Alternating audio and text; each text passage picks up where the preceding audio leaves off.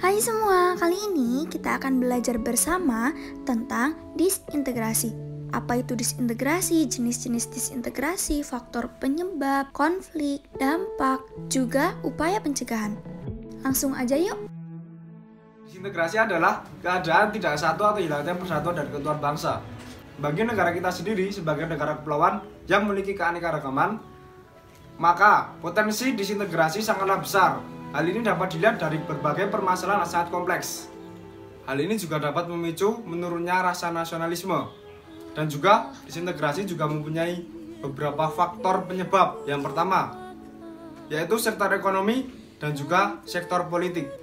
Dan juga memiliki kesenjangan sosial. Kesenjangan sosial itu perbedaan antara kasta tinggi dan kasta rendah. Nah, yang selanjutnya ada jenis-jenis disintegrasi. Yang pertama itu ada disintegrasi vertikal. Disintegrasi vertikal ini terjadi dalam sebuah kedudukan atau strata yang tidak sama. Jadi pihak satu lebih tinggi stratanya daripada pihak yang lainnya. Biasanya disintegrasi ini terjadi antara pemerintah dan rakyatnya. Seperti contohnya Gerakan Aceh Merdeka, Organisasi Papua Merdeka, dan yang lainnya. Yang kedua ada disintegrasi horizontal. Disintegrasi horizontal ini terjadi dalam sebuah kedudukan yang sama. Biasanya terjadi di antara masyarakat dengan masyarakat. Seperti contohnya organisasi masyarakat yang satu berkonflik dengan organisasi masyarakat yang lainnya. Yang selanjutnya ada bentuk-bentuk lain dari disintegrasi. Yang pertama ada disintegrasi sosial. Disintegrasi sosial ini timbul ketika tidak adanya fungsi dari norma yang berlaku di dalam suatu masyarakat. Yang kedua ada disintegrasi bangsa. Disintegrasi bangsa ini terjadi dalam suatu negara tertentu karena tidak adanya toleransi antar sesama. Yang ketiga ada disintegrasi keluarga. Disintegrasi keluarga ini sering didefinisikan sebagai disorganisasi keluarga, yaitu timbul karena ketidakadanya komunikasi antar sesama anggota keluarga. Pada disintegrasi nasional terdapat beberapa ancaman, salah satunya adalah ancaman di bidang ideologi. Ancaman ini meliputi segala bentuk ancaman yang mengancam suatu pandangan dari rakyat di negara tersebut. Di Indonesia sendiri, ancaman ini pernah terjadi beberapa kali yang melibatkan golongan komunis dan liberalis. Contohnya adalah G30 SPKI dan pemberontakan PKI Madiun. Saya akan mengambil satu contoh, yaitu pemberontakan PKI Madiun.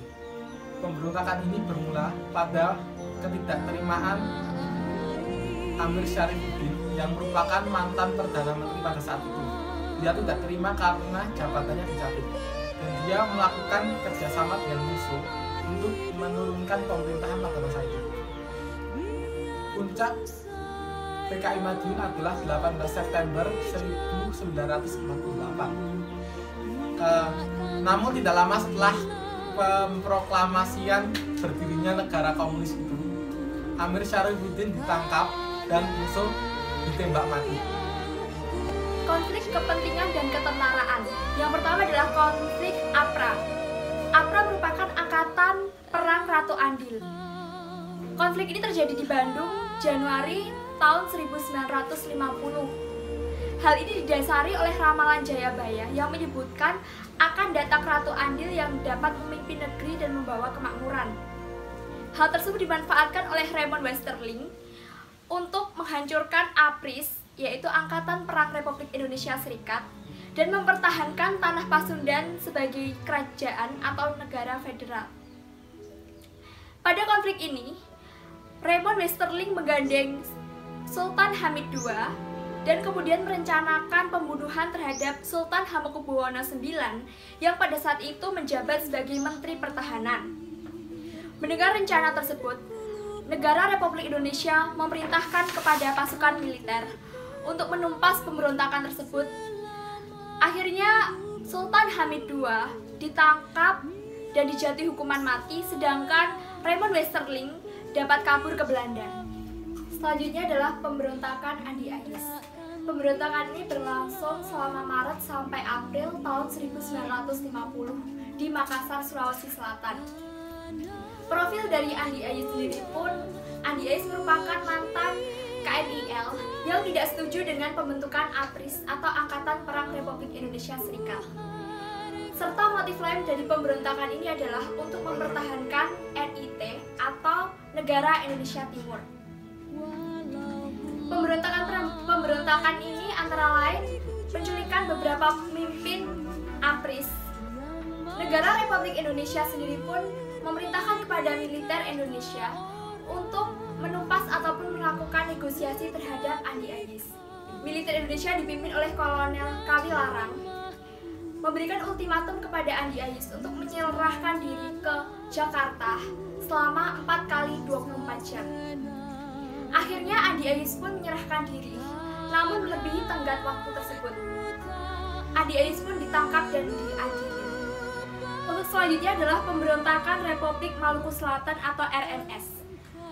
Pemberontakan ini didasari oleh penolakan penggabungan antara NIT atau Negara Indonesia Timur dengan NKRI atau Negara Kesatuan Republik Indonesia.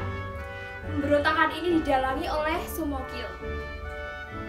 Dari negara Republik Indonesia sendiri, dikirim Dr. Lemena untuk melakukan negosiasi, namun gagal. Sehingga tahun 1963 di Pulau Seram, Sumokil ditangkap dan dijatuhi hukuman mati. Yang ketiga ada konflik kenegaraan atau sistem pemerintah. Pertama, ada gerakan PRRI atau Permesta. PRRI sendiri singkatan dari Pemerintah Revolusioner Republik Indonesia, sedangkan Permesta adalah singkatan dari Persatuan Rakyat Semesta. Gerakan ini terjadi di Sulawesi dan Sumatera.